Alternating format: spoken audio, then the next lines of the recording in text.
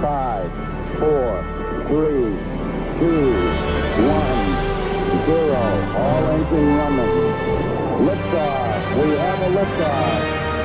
This is About Space, America's return to space. With news and information on the U.S. manned space program is your host of About Space, David Denault. I'm going to make you a promise. Soon and very soon, American astronauts will return to space on American, launched from American soil. Vice President Mike Pence. Welcome to our first program, and thanks for joining me on About Space today. News and information on America's return to space. We'll soon begin to hear about the Falcon, the Dragon, and the Starliner. This will be our next attempt to return American astronauts to space on American rockets from American soil just weeks from now. Private commercial companies have partnered with NASA to provide a low-cost, integrated, reusable rockets and spacecraft with the use of up to 50 times and with the first-time ability for a U.S. spacecraft to touch down on water or land. And we'll look back at historic accomplishments like man's first footsteps on the moon by Armstrong and Aldrin. You. Is that something? Magnificent sight out here. Magnificent desolation. And there's Mr. SpaceX Elon Musk, who thinks we should all be able to travel into space. I kind of think it should be easy to go on a spacecraft. you should just be able to get on with no training and go. And what about growing food on the International Space Station and the benefits for man? Astronauts leave Earth for places like an asteroid or Mars. One of the things we're trying to learn is how they can grow their own food, since it's especially important that we may not be able to resupply vegetables.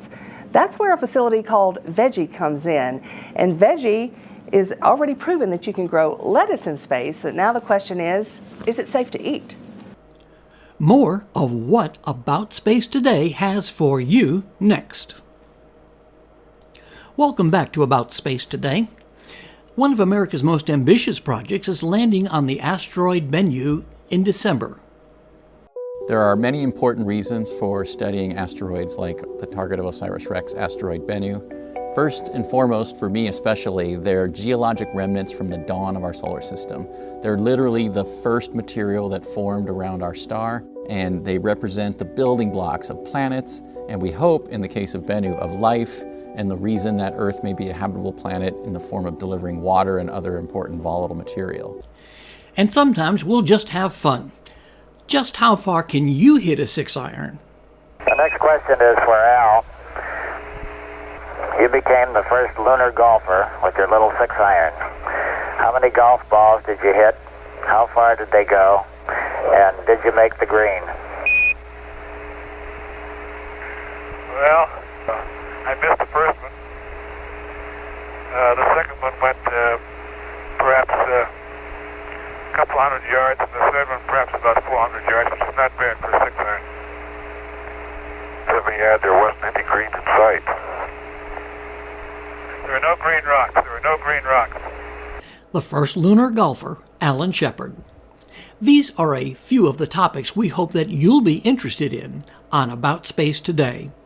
And we're going to be there to bring you coverage of the first launch of American astronauts from American soil at the Kennedy Space Center in Florida. Please join me for another update on America's return to space.